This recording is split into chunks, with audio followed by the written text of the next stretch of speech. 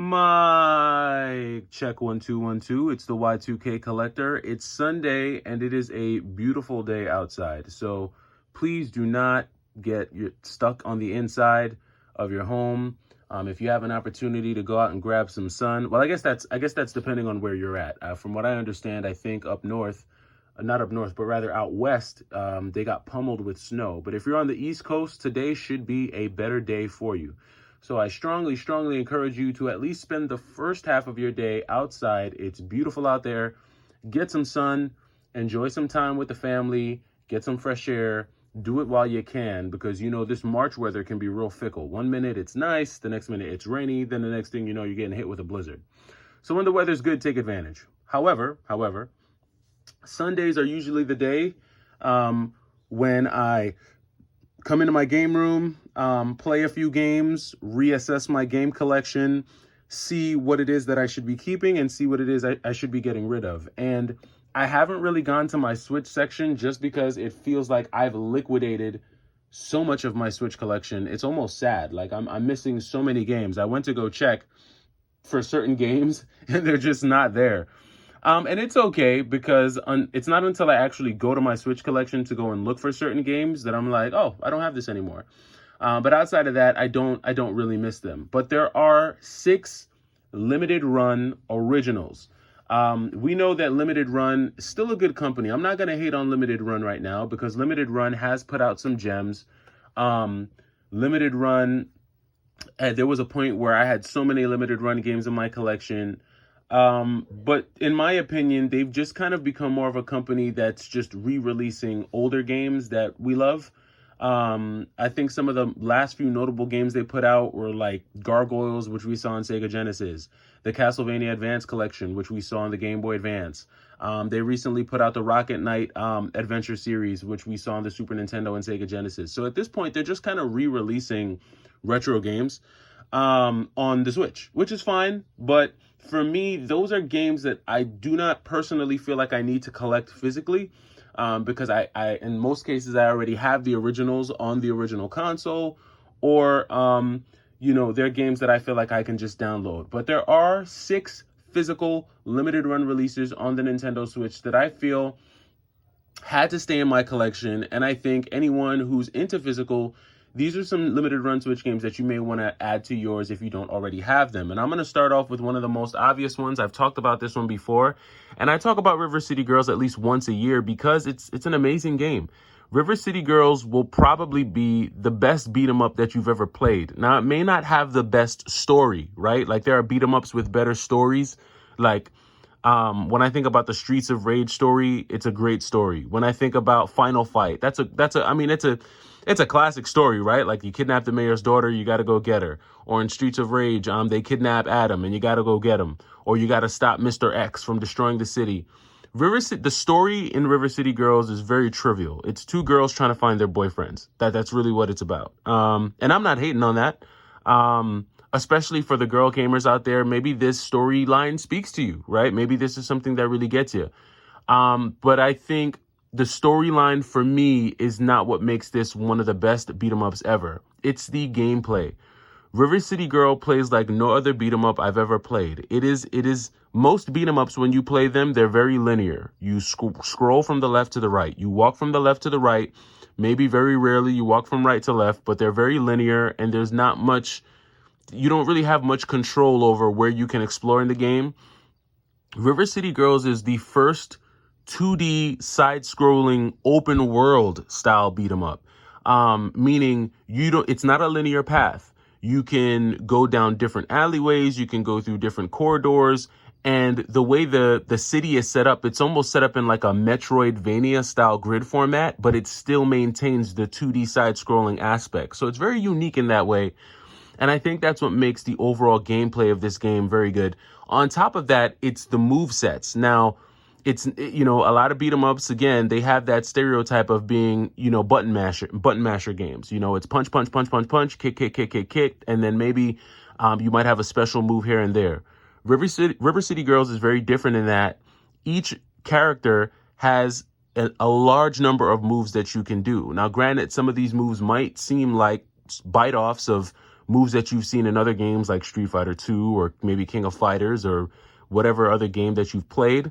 But it still adds a whole nother dimension to the combat that keeps it fresh, that keeps it exhilarating. It keeps you coming back for more.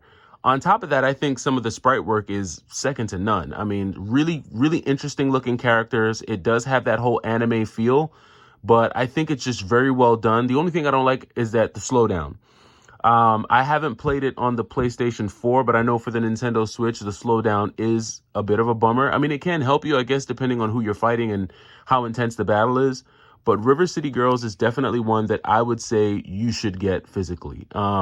If they ever shut down the Nintendo Switch store, or if they ever shut down the servers that allow you to download River City Girls, you will want to have had this in your collection. And again, with limited run, you know, they take physical to the max. Not only do you get the game cart, but you also get the extra cards and you get the manual. So this is one of the areas that I really do appreciate limited run. I do like the fact that they invest so much in the manuals and the cards and stuff, because it makes a game feel like an actual physical game. So right off the bat, I'm going to say River City Girls is one that I had to keep in my collection, and I recommend that you add it to yours if you don't already have it. The next one that we have here is Dust. Now, Dust and Elysian Tale. Now, Dust, for me, highlights of this game, straight out the gate, music. Love the music in this game. Some of the most relaxing music for an action-packed hack and slash game. It's kind of funny because this game is an intense side-scrolling hack and slash game with amazing music. And on top of that, the hand-drawn artwork is also very beautiful. It's an RPG, which means you level up your character, you learn new moves. This cute little character that you have here, she's somewhat of like a helpmate.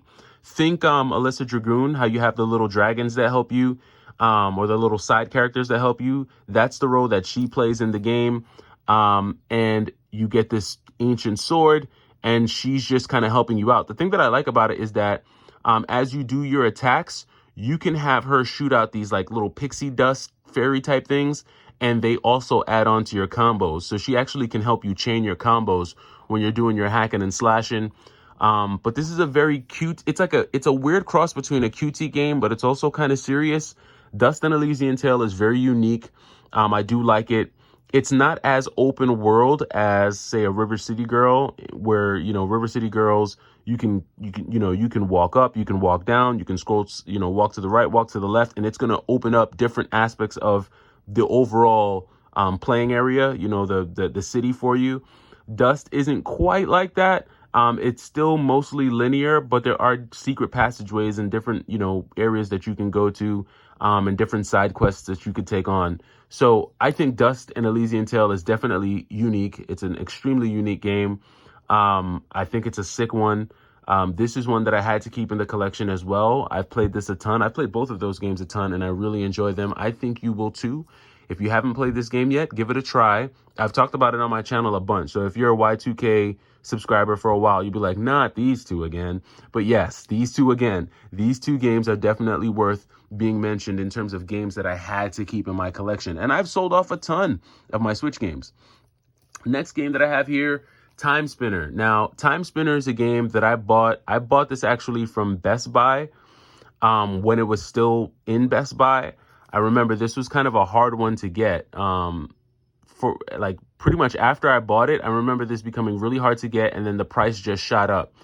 This is, how do I define Time Spinner? Time Spinner is a Symphony of the Night clone, pretty much. Like, this is a Castlevania Symphony of the Night clone with, I don't want to say better music, but the music is definitely good.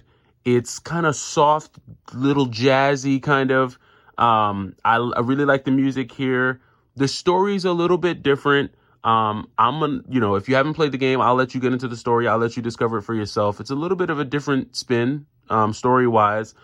But the whole premise is that you can control time, you can stop time, you have these little orbs that you use to attack your enemies, you can level up, you can learn new abilities, strengthen the items that you have. There are side quests that you can take on. It's just very, very interesting. Very, very interesting. And again, like Dust, I believe this one you get this do you get a side character that helps you as well? I think there's a little bit of Alyssa Dragoon-ness to this as well. But Time Spinner is a cool one. Time Spinner was one of the first games that I downloaded back in like 2019 when I first got my Switch. So I kept my copy sealed. I never opened it, but I have played this game a bunch. I got pretty far in this one. I think I got to the level, I'm trying to think of how far. I can't remember how far I got in this game, but I know I hadn't beaten it yet. Just the side quests kind of, they take up some time. It gets a little bit repetitive.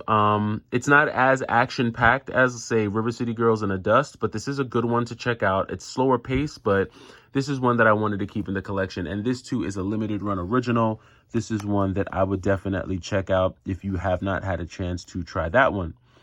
Here's another one. Now, this is definitely a grab your coffee, sit down and relax type of game.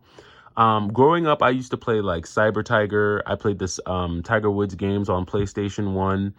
I played Mario Golf. So I'm very much a fan of golf games. I like them because they're very relaxing. Golf Story is like a combination of a pretty cool looking like 2D golf game, but it's also like it has these really cool RPG elements to it as well. It's like a mix between like Cyber Tiger and Legend of Zelda: Link to the Past. I didn't play a ton of this game, to be quite honest with you, but it is an interesting one. I love the sprite work. It's very colorful. It's cool. It's very calm and relaxing. So don't have a ton to say on Golf Story because I didn't play a ton of it, but this is one that I wanted to keep just so I can get back to it. I do have it downloaded on my Switch Lite. Just haven't played a ton of it, but this was a cool one. The little bit of it that I did play, I did like it, and so I decided to keep it in the collection as well. Here's one that made me rage quit. Now, try not to rage quit, okay, if you get this game. Playing Fury will cause you to unleash your own fury on your Nintendo Switch, and I'm begging you, if you do decide to play this game, do not break your Switch, especially when you get to, which boss is it? I think it's the boss where he shoots out, he's like standing on like a totem pole and you kind of have to like deflect all of the orbs back to him to kind of knock the totem pole down. It's like an older kind of Gandhi looking type of guy. That's the boss that I got up to that I could not get past. Fury is a boss rush, hack and slash, almost like bullet hell style game. It is 93 octane, 100% go from start to finish. It is brutal. It will kick your butt, and I can't play this game using a regular controller. I really have to get like a pro controller or something, because using like the Joy-Cons, you'll break the Joy-Cons quickly trying to play this game. And anyone who's played Fury, this game is tough. I kept my copy sealed. I bought Fury way back years ago, but I downloaded it because I knew I wanted to keep my physical copy sealed. Fury's gone down in price. There was a point where I think it was over $100. Now it's probably like $40-50 you could get Fury for, especially on like PlayStation. You could probably get it for like $39 on PlayStation 4. Fury is a fun game, but it will make you rage quit. So I'm telling you right now, try not to rage quit, because this game will kick your butt. And it's almost like this game learns how you fight, and so it learns how to beat you as it goes along. And I didn't even play it on the hardest level. Like, I think I played this on like normal, and it was still like incredibly difficult. So, and I got pretty far. I think I'm maybe like 1 or 2 levels away from the last master. But Fury's hard. It's a fun one. If you like boss rush battle games, you like that whole cell shaded art style, go for it. This has very like heart pounding, oh, my cat. Look, my cat left a little bit of hair there. It has very heart pounding music. It's very techno, go that whole, you will definitely get that feel out of here. If you're looking for an adrenaline rush, pick up Fury and play it. This is one of the ones from Limited Run that I thought was excellent. This is one that I would recommend you give it a shot. And I've talked about Fury as well on my channel a ton. So anyone who's followed me, you know how much I appreciate Fury. And last but not least, this is one that I've talked about a ton as well, so don't kill me, but the original Blasphemous game that came out by Limited Run. Now, we know that Team 17 re-released Blasphemous with all the DLC on it, but I still have my original copy of Blasphemous from Limited Run from when it first came out. Still even got the little sticker there. Blasphemous was just groundbreaking. This is like a this is a groundbreaking game for me. I know Blasphemous 2 is out right now. I think they have a special edition of Blasphemous 2 being released. It's like it has all the extras and everything like that. I think it's set to come out in May. I'm not spending money on that. I do have Blasphemous 2. I did keep the second copy or the second part in my collection because the second version it's the same game. You just get different weapons, better weapons, but it's basically the same premise. But Blasphemous, I remember first playing Blasphemous. This game will captivate you, man. The characters, the story. I mean, the Old English that they use in here, like the whither to, here to thou, the, that whole pig Latin, whatever it is they're saying. Just the imagery in this game, the bosses and the enemies just look crazy. I mean, it's real freaky. But all of the weird imagery and the solemn and depressing music aside, fighting wise, the gameplay, this is a hack and slasher that truly is all about timing and precision. And I love how this game forces you to be precise with your attacks, to time yourself. It forces you to learn how to counter, how to block, how to deflect. It's crazy how intuitive the enemies are in this game. Like, it's not just like, they're not just like mindless NPCs. Even for a 2D game, like the enemies, they'll track you. They'll figure out your movement patterns and try to counteract you. Like, Blasphemous is just a really sick and unique game. And I'm glad I got the original. The Penitent one and I have gone through many a battle. I actually played this game more on the PlayStation 4, to be honest, than I did on the Switch. It was just easier to play on the PS4. I don't know why. I got much, much farther. I got stuck at the part where there's like this it's like this overgrown teenage looking dude with like a baby's face, like embedded into his chest. And he's telling you to get one of the fragments, like one of the artifacts and bring it back to him so he can probably give you a key that unlocks a new area. That's the part that I'm stuck on the PS4. I spent a lot of time playing Blasphemous. I mean, honestly, I spent a lot of time playing all of these games. These are the Switch games that I probably invested the most of my time into. These three have definitely almost made me rage quit. No, these three definitely made me rage quit. So when it comes to Blasphemous, Fury, and River City Girls, try your best not to rage quit. But these are all amazing games and ones that I kept in my collection. I strongly recommend that you check them out if you haven't heard of them yet.